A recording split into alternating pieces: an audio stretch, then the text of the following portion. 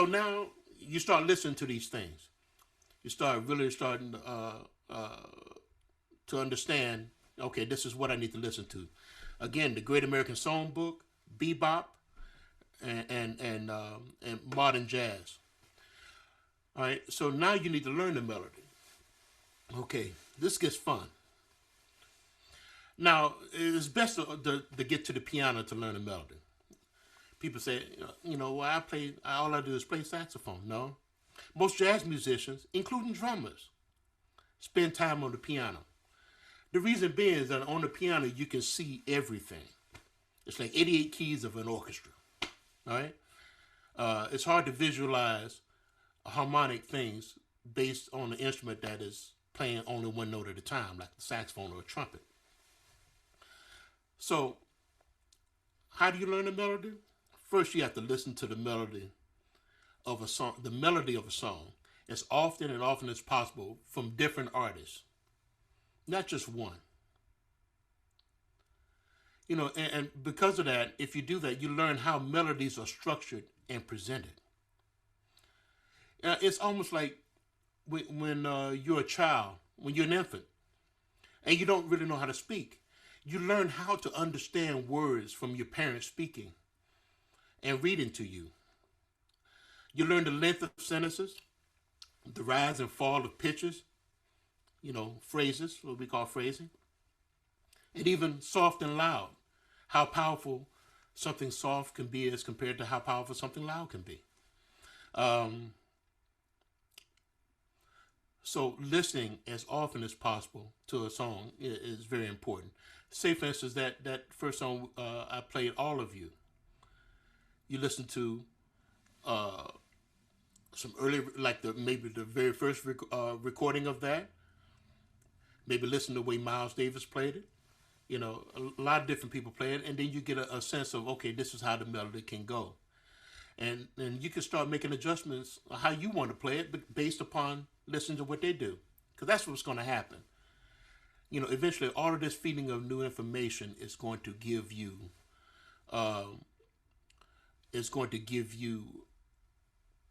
carte blanche of everything out there in the world that you can do to a certain song and make an informed judgment, informed decision about how you're going to play a song. Okay, so you listen to the melody. Now you need to write it down. Okay? I know this is a new day and age, and I use Sibelius also. Everybody's doing stuff on the computer. Some people are not even writing this stuff on the computer. They'll input it into Logic or Pro Tools and then use their software to create a lead sheet. You cannot underestimate the power of writing things down by hand using a pencil, pen, or paper. It's very, very important. It's been proven that handwriting's combination of motor skills, touch, sensation, and visual perception actually reinforces the natural learning process.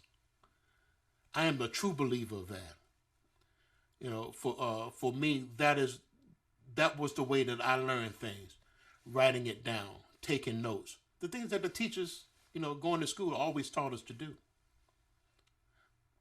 Okay, so now you got to write down a melody and the changes to a song. You're going to make a lead sheet. Say, for instance, you're going to learn All of You. You're going to take that melody and you're going to write a lead sheet for it. So you can take a piece of staff paper, whether you generate the staff paper from a program or you buy you some paper, or get some paper from your teacher. And on the staff, you're going to write nice, beautiful lines. And because a song like All of You is basically in 4-bar phrases, you're going to do 4 bars to 4 measures to a line. Make sure to put the clef in there. Put your key signature in. And then neatly write the melody on the paper. Pay close attention to how you do it. Take care. Treat that thing like gold. In the process of doing that, you're going to actually really learn that song up and down. And do it in concert, not in the key of your instrument. You can take the time to do that. And do it one song at a time. Or, you can also use a stock score or something from a fake book as a reference point. And I say as a reference point because 9 times out of 10 it's going to be wrong.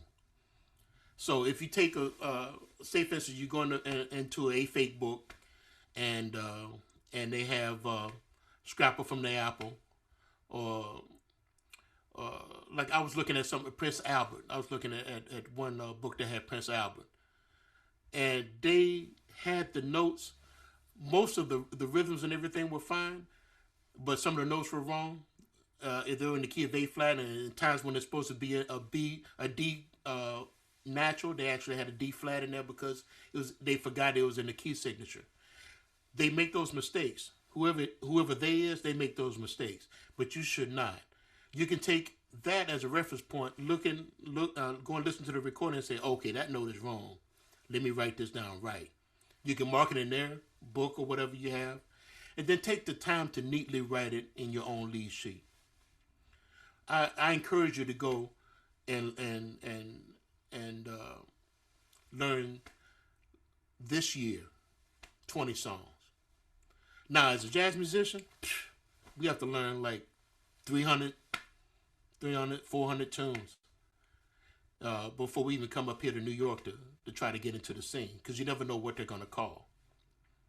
So that's why that earlier part of listening a lot, that's going to help you regardless, because you're going to need to learn these tunes. You're going to need to be familiar with these tunes.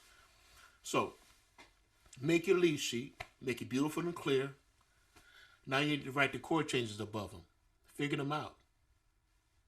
Take the time to figure them out. For those of you who do not understand your chords yet, talk to your teachers, talk to your mentors, and they will help you. If you cannot understand something, if you're transcribing a tune and you don't understand what chord it is, ask someone. It's okay to ask someone. And then write that down. Make sure to put the chord in the right place. And then when you're finished, you have a piece of art. A beautifully written score, lead sheet of a song that you're probably going to play for the rest of your life. All right? I have like a bookcase full of lead sheets that I did over the years. It helped me remember this stuff and understand how the music was put together. Okay? Now, you don't have to write the lyrics. I know most of the tunes have lyrics. But you don't have to write the lyrics. But I suggest that you become very familiar with them. I'm not saying that you got to sing them, because I don't sing. But I do know most of the lyrics to quite a few lyrics to the stuff the songs that I do know, especially from the American Songbook. And for the words that I don't know that well, I make up good ones. But I do have a good understanding of what the melody should be and how it corresponds with the words. So, you don't have to write them down, but don't run away from learning them, okay? Then the next step of learning the melody is that you need to play the melody. One thing you can do in playing the melody is you can simulate how various artists plays a certain melody. Again, all of you, why don't you try to play it with Miles Davis when he plays it, or with Benny Carter, or any number of artists that have played the song. Try to simulate how they would do it, and then as time goes on, you figure out your own way. And one of the things that you should also try to do is to make the words be heard. Again, with all of you, I like the look of you, the charm of you, that kind of thing.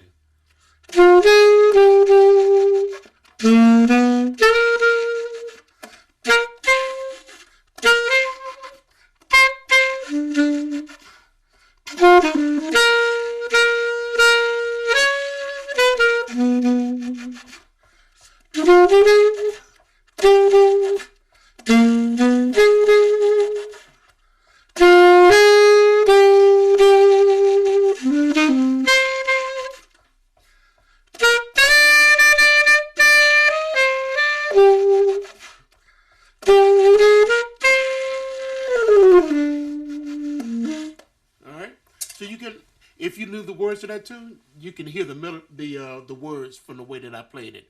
Even with the embellishments that I did, I try to think of how a singer would do it, because they still have to get the words out even when they embellish. Okay?